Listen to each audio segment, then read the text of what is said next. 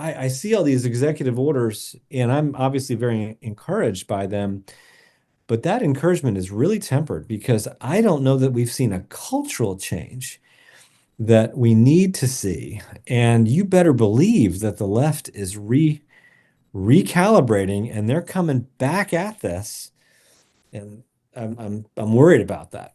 Jeffrey Trimbath, so nice to talk to you. Now, we did actually meet in a wonderful diner in Annapolis, which is the capital of Maryland, which is next door to DC. And I was visiting Washington recently, and a good friend, Paul Sullins, hooked us up, and we had a great chat. And I thought, actually, I want to follow up and have a more maybe detailed chat with you, which sadly won't involve lots of breakfast items, but we'll talk about things that we've got in common. Now you've established, you're president of the Maryland Family Institute, which is a new organisation. As far Yes. as I know, you can correct me in a minute. I'll stop talking in a moment. But you've set this organisation up, and what's amazing is I think you're about a year into it, and Maryland as a government, much like the UK, pretty much objectively anti-family in a lot of what it's doing and saying, and you're there to hold them to account. And but what was amazing straight away was that you said we've only just started, and we've got 100th of the supporters that you've got for C4M, and we've only managed to raise $1 million so far. At which point I almost fell off the chair because you think, oh my goodness, isn't it different in the US? Hmm. Have I got the summary right so far? Well, yes. And Tony, great to be with you. What a privilege to speak with you. And just looking at my background here, which is the Maryland flag, the crest of the Cecil and Crossland families. Our UK roots here are very clearly on display every day here in Annapolis, and what a wonderful legacy and heritage of Christian civilization that we have inherited from the UK. But yeah, that's right. We've been around for about 15 months or so. November of 2023 is when we launched, and that was after about 2 years of traversing the state, trying to speak with as many people as possible, share the vision and mission, and inspire as many folks to come on board with us financially as we could. And the Lord was gracious to us in that journey, and so we were able to launch in 2023. We did so with a statewide county by county. So each of the states in the U.S. have counties, sort of sub-jurisdictions under the states. And we did a county by county deep dive on family formation in each of the 24 counties of Maryland and its correlation to many of the social pathologies that our decision makers here in the state capital of Annapolis have to face each year. And of course, the data showed we knew it was going to show, which is that when we don't form families the way God designed us to, with a mommy and a daddy who are married, and having kids, when we don't do that, bad things tend to happen. That's a good point you make there, because you say the way God told us to form families. I just want to jump in because we've got supporters from all faiths and none, and we approach the all different aspects of supporting man-woman marriage from the secular evidence base. But I'm a Christian. My board are all Christians. Most of our supporters are Christians of one flavour or another, but certainly not all. But it's worth noting that slight difference between our two organisations, that we would exist primarily on the secular evidence base, whereas you're very openly coming from a Christian perspective, which again is another interesting US context that you have there. Yeah, and I'm glad you pointed that out as well, because and that could reflect also the difference in fundraising results as well. De Tocqueville did this famous study back in 1820, whenever he traversed the country, and he observed that what distinguished us from Europe was the civil society sector, the sector between the individual and the state, and how in America that was really motivated by religious organizations, religious societies, and we still have that legacy here.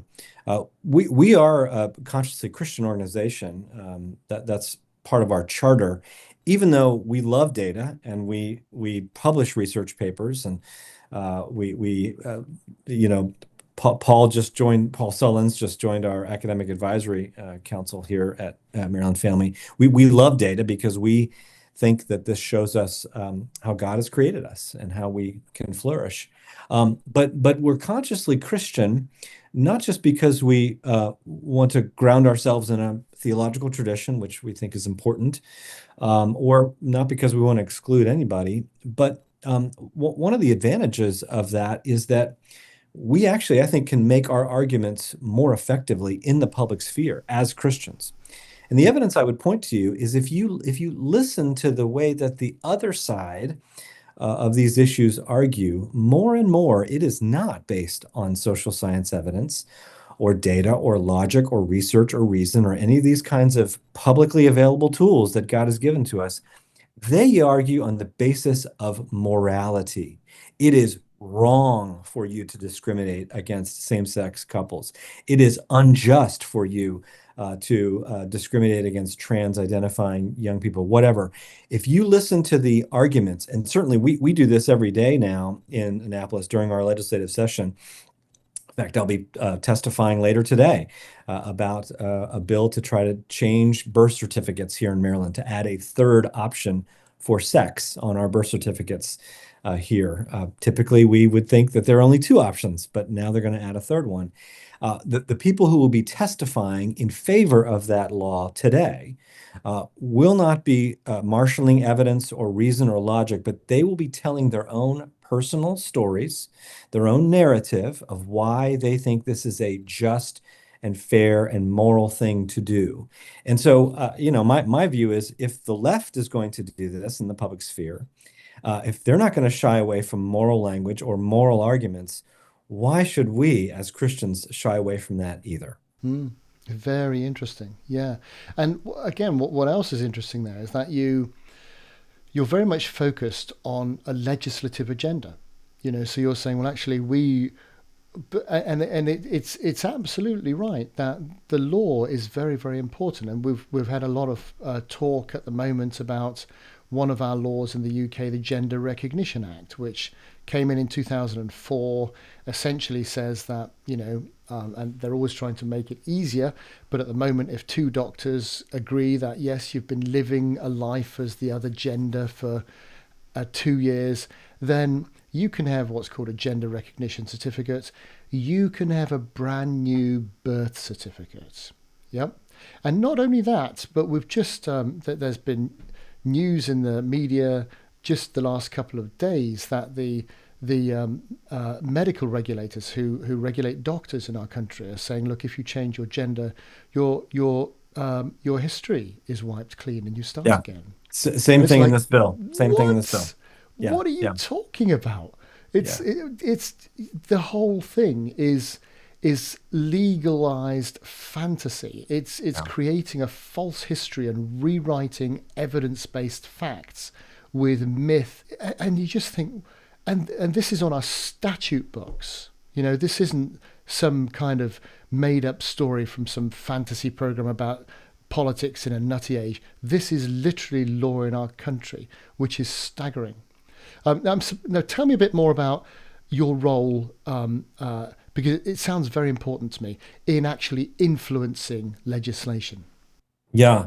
Well, we are undertaking that role with the odds stacked against us. Maryland is a sort of a mid-sized state, right in the middle of all 50 states in terms of population. And our biggest sort of cultural cachet is that we are located right next to the national capital, Washington, D.C. The big one. So The big what's your one. population, the state population? 6 million. 6 million, yeah. 6 So million. that's twice the size of Wales. It's kind of, Scotland, Northern Ireland size. Obviously a tenth of England. But okay, so that puts it in the context of where we are. Yeah, but a very important small percentage of the national population because of the number of government bureaucrats, permanent parts of the government who live here. 300 and more than 10% of our workforce is employed by the federal government, not even including state or local. So a very, very sort of important state in that regard. But the odds are stacked against us politically. This is a state, like I mentioned, we have veto-proof majorities in both houses of our state legislature. For many years, we had a Republican governor who sort of acted as a check, made the legislature have to get to that veto-proof majority because he would threaten vetoes. But since 2022, that's not been the case. We have a liberal Democrat governor, very telegenic, very well spoken. I just saw him 2 days ago walking in Annapolis by the State House, and just a wonderfully articulate and really a great guy. And the best part about Governor Moore is that he's married to the mother of his children. Wow. So he has two kids, two beautiful children. They live there in the governor's house in Annapolis. He educates them according to his conscience, so at a private school. So exercising his choice as a parent as to how they do this. Interestingly, they have a rule of no social media in their household.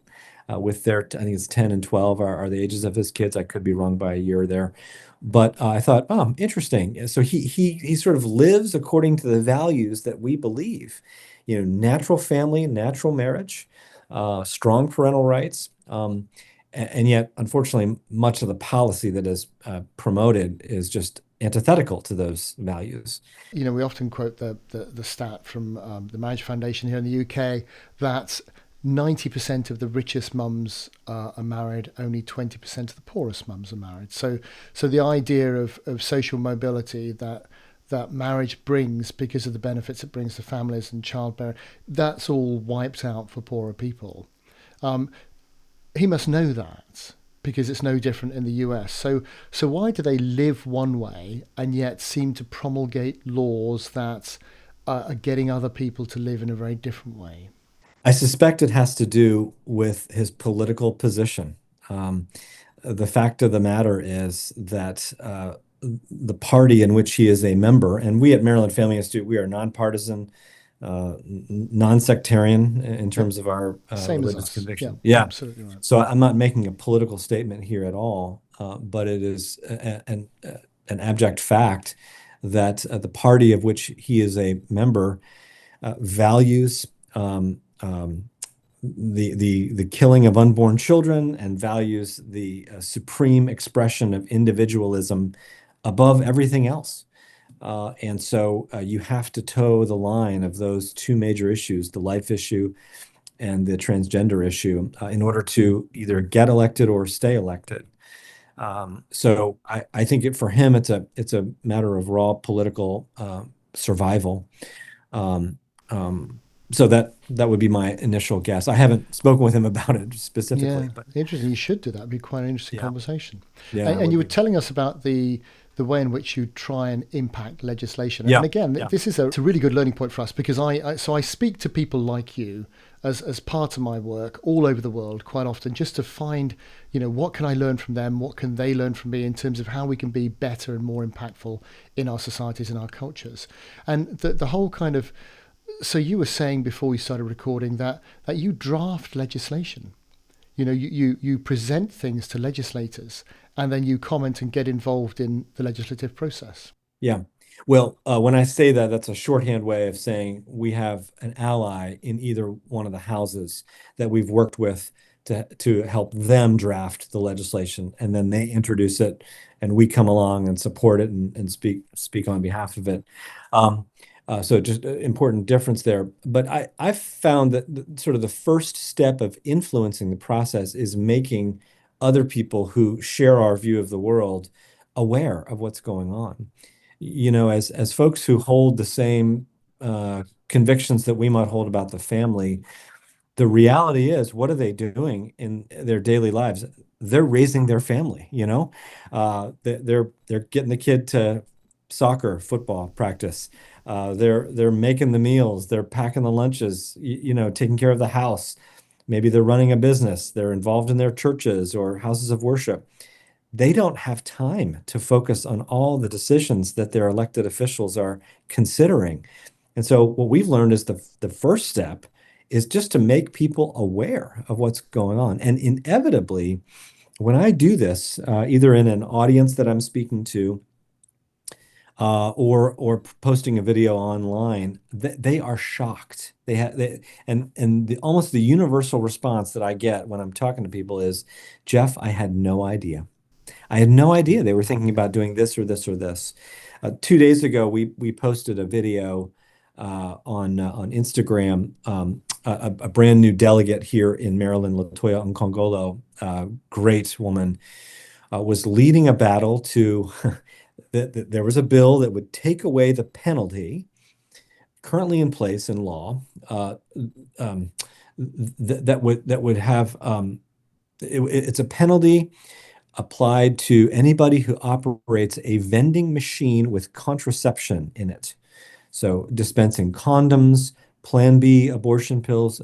Apparently, there are vending machines that do this. I guess I'm of a certain age where I don't even know about this, but there are. And the current law in Maryland says that you are not allowed to have these facilities in schools, including nursery schools, kindergartens, elementary schools, which are, Yeah, yeah, ki kids yeah, kids under 12, yeah. here in the States.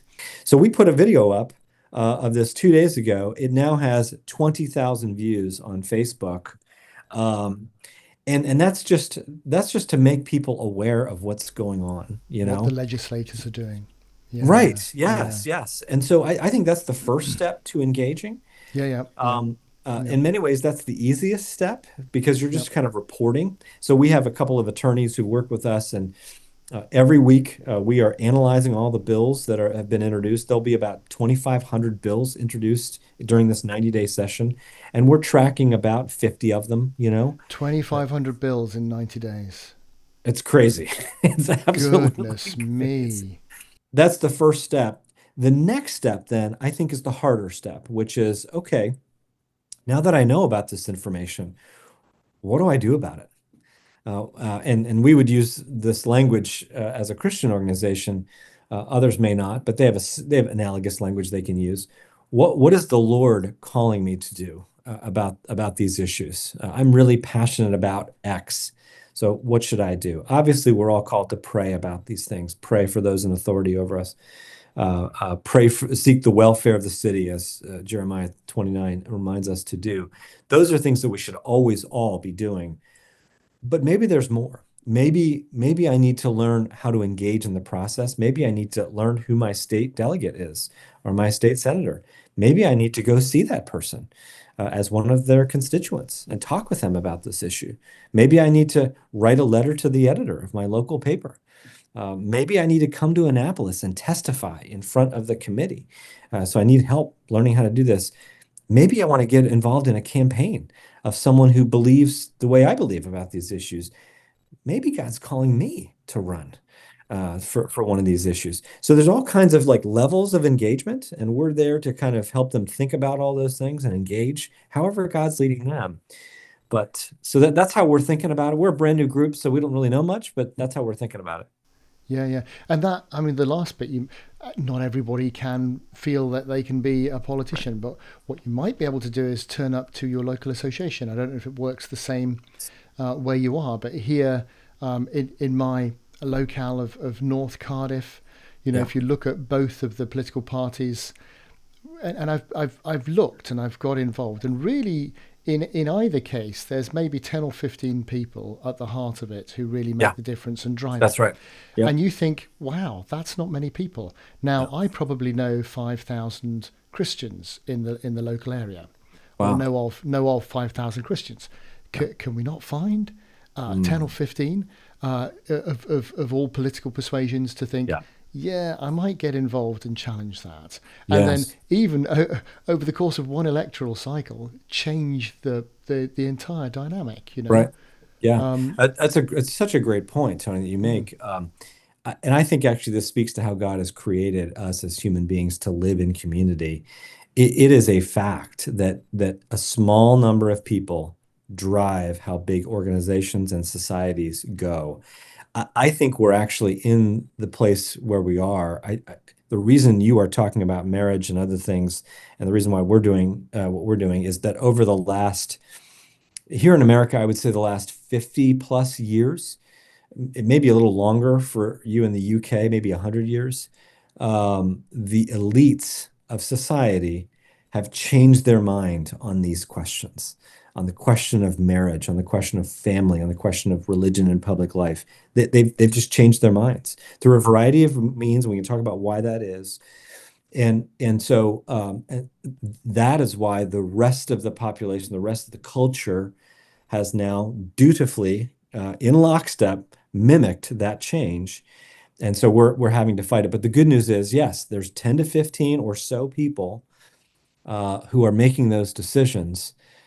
This is we talked about Brad Wilcox before we started the recording here. One of Brad's colleagues at UVA is a guy named James Davison Hunter, whose work I really admire. He wrote a book maybe 15 years ago, To Change the World. And one of the theses he states in there is that it is elites that change culture. And so I just have a conviction that we're not going to change any culture, UK or here, without changing elite opinion on these questions. So, because you've got the new administration passing all these presidential edicts that say, well, you've got to rewrite the government's legislation, you've got to rewrite government guidelines to include man and woman again, and only two sexes. And yet you've got your local state who are saying, well, no, we want to put a third on the birth certificate. Maryland is pushing again. They are the resistance. All of us, it's so funny in American elections, whenever the federal authority changes, depending on whether you're a red state or a blue state, you fall back in love with the old Confederacy. And so Maryland now is falling back in love with the old Confederacy, which it was patchy, but a significant parts were pro-slavery here, and they did not like Lincoln. A lot of parts of Maryland did not like Lincoln, and because they become states' rights people. Oh no, we're gonna, so that we're seeing that happen here. But I see all these executive orders, and I'm obviously very encouraged by them. But that encouragement is really tempered because I don't know that we've seen a cultural change that we need to see. And you better believe that the left is recalibrating and they're coming back at this. And I'm worried about that. Yeah, that's interesting, isn't it? And that's because I know it's not really it's kind of our beef. So everyone's moaning about, you've got this billionaire Musk who has 13 kids by 4 wives, and is really no example of a decent family man, following the research evidence best outcomes for kids and growing up, blah blah blah, and everyone's saying that it's wrong that billionaires should get involved. The difference, and I'm not passing judgment, good or bad, but the difference is that billionaires have always been involved, actually, but we just know about this one. That's right. And that's right. Really because I interviewed, I'm familiar with Gabrielle Kubi, a German sociologist, very, very good. And I interviewed her recently, a couple of different interviews, but one of her books just brings the receipts, and it goes back in the US largely, back to the 40s and the 50s, the 1940s and 50s, and really the kind of cultural emphasis that certain elites, as you would call them, decide, well, the world is overpopulated, and we need to get rid of the useless eaters. And really, the primary culprit for population is family.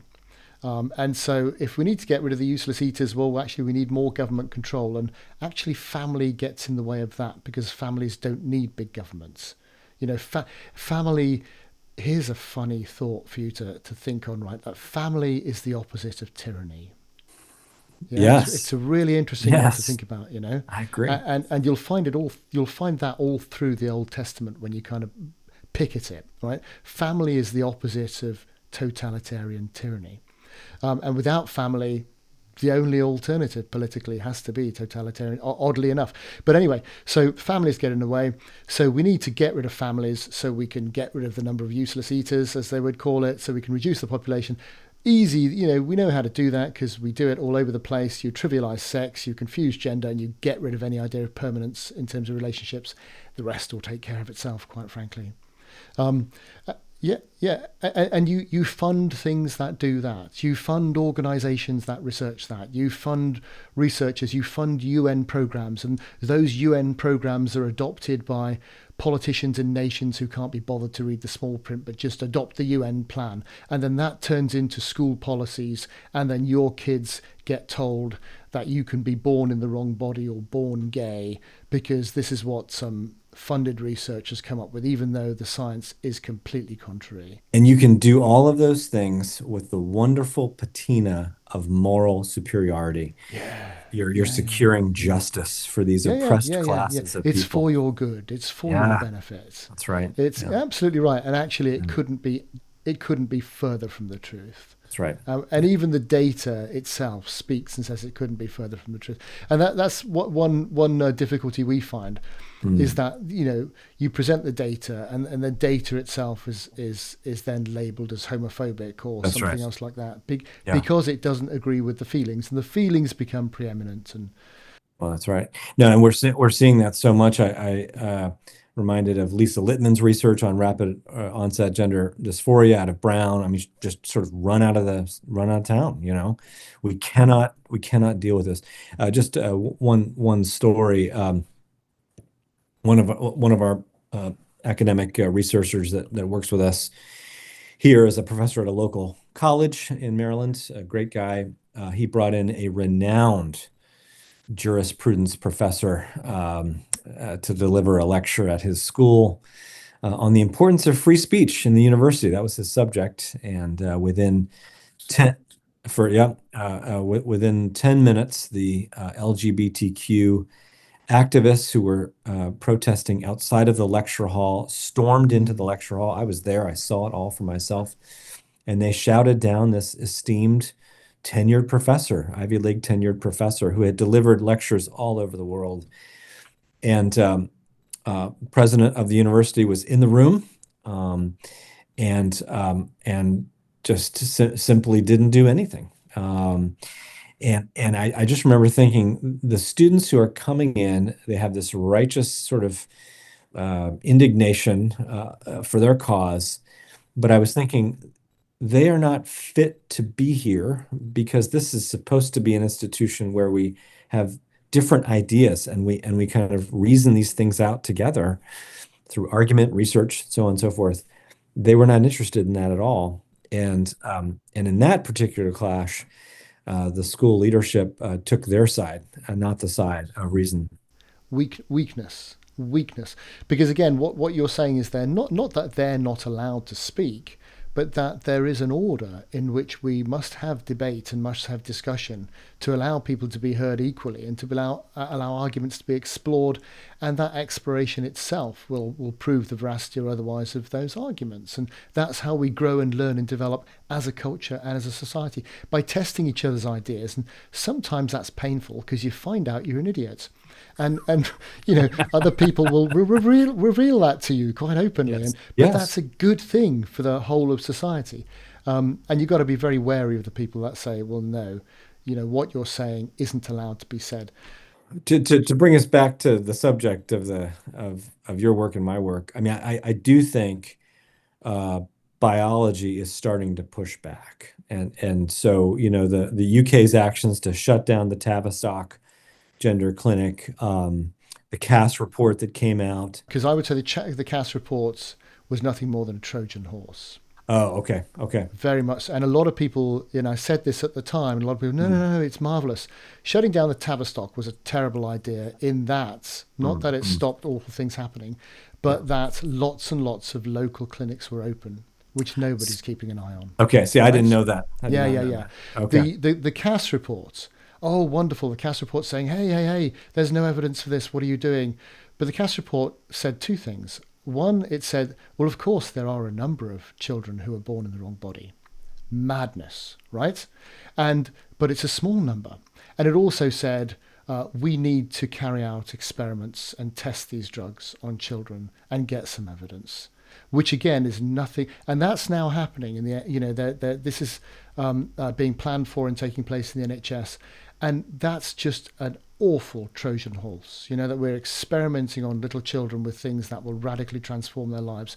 No way should we be doing any of that. I'm much more, without being political, your new administration's approach of saying, sorry, no, there are two sexes, male, female, and that's the end of the conversation. Mothers, fathers, and that's it. That's where we should be. We should be brave enough.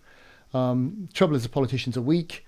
They're too afraid of being cancelled and mobbed. The other thing, of course, is the whole debate around ban the trans but gays okay, which seems to be dominating the discourse, without realising that one is merely an extension of the other. That the whole concept of sexual desire inconsistent with your biology ties them two together, and there's. And neither the science says nobody's born LGB or T, according to the science. So we shouldn't, and that's irrespective of the, we live in a liberal democracy. You can argue people should be able to live the lives they want to live freely. Right, that's one thing. But let's not teach the blank slate minds of children things that will influence them irrevocably. Whoever has said their children's minds are like wet cement, whatever touches them leaves an impression, Let's be very careful what we're teaching the children. And there just seems to be an ideologically incoherent approach that says we've got to ban the trans, but the other stuff's fine. And you think, these guys just took on the role of the other guys. They took on the processes and the methods and the bully tactics of the other guys. They took on the lies of the other guys, and they just rolled it forward to the next logical conclusion, which isn't even the final conclusion. There's a lot further to go, Who knows where we're going? And this is why, as you mentioned, there's a model that works, and a model that, it's proven in the literature that families have the most children. Heterosexual biological parents is the best place for them to grow up. It delivers the best version of the next generation. Why we don't want to adopt that and promote that, for fear of offending those who have different sexual proclivities, is beyond me. Yeah.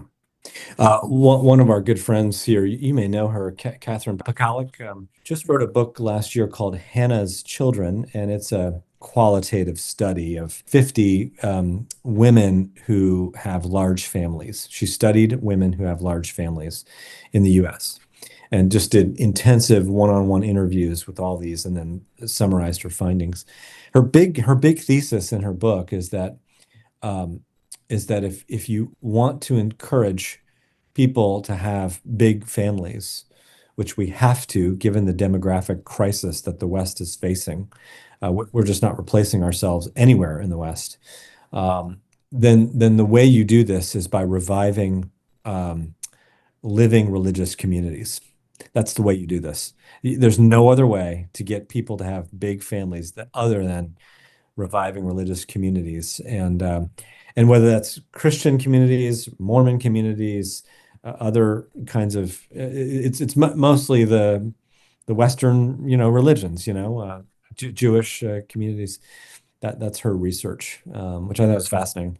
Because that slots in with I don't know if you're familiar with I did some videos some years ago now on the work of J.D. Unwin, who was a 1930s Oxford anthropologist. Not a Christian, anybody like that. Well, he's a big book, Sex and Culture, where I think he analysed 83 cultures across time and geography. Louise Perry quoted this guy. Yeah. Okay, right. She's yeah. And he's very good. He objectively said, well, are there any consistent factors between cultures that thrive and cultures that cease to exist? And he found three primarily. One was cultures that support premarital chastity, oddly enough. So sex is under control. Cultures that support postmarital monogamy. Man and a woman, that's it for life. And cultures that worship a deity, right? Those three things, which now the natural proclivity of a culture is for the dominant men to take most of the women, polygamy, right? That's the kind of, and that happens in most cultures, which is why most cultures don't survive. But in his observation, the ones that survived were the ones that followed those three things. And as soon as they abandoned those three things, they had about 100 years left. And according to his map, which was back in the 1930s, of course, almost 100 years ago. We're 70 years through that 100-year period Wow. as a Western culture. Yep. Wow. And you can just look at the decadence and the stupid and just how we're literally falling apart at the seams, and you can just see it. We had a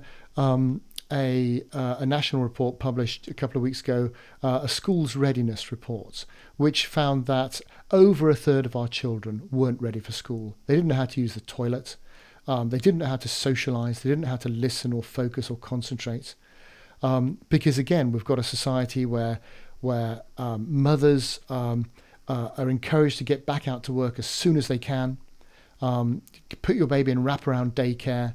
Abandon your child. The state will bring up your child, and you just go and contribute to the workforce. And because of course raising a child yourself is not seen, ridiculously, continuing the human race is not seen as something of value that you should be rewarded for yourself. Unbelievable. And the consequences are just overt. More involvement with the criminal justice system, worse mental and physical health, poorer educational outcomes, just across the board. And the schools are rampant with children with significant mental health conditions now, with significant learning difficulties, and that is an ongoing cycle. How on earth do we break that one? Mm. Well, it's going to be a long-term It is, battle, a but long-term journey. But Jeffrey, people like you are in it, and you're fantastic, honestly. And it's Thank you. when I met you for breakfast, it wasn't just the food, right? It was really encouraging, just talking to you and finding out your energy, your passion, your zeal for this, what you're doing, and it takes a few good men and a few good women to Amen. really make the difference, and you're one of them. So it's great to talk to you. I hope we Thank stay you, in Tony. touch. I hope Let's do it. we get to see each other frequently. And I'm really looking forward to the difference, just turning things around in Maryland. Amen. And under your watch, I reckon that could well happen. So I'm so grateful to you. Thank you very much for your time. Thank you, Tony.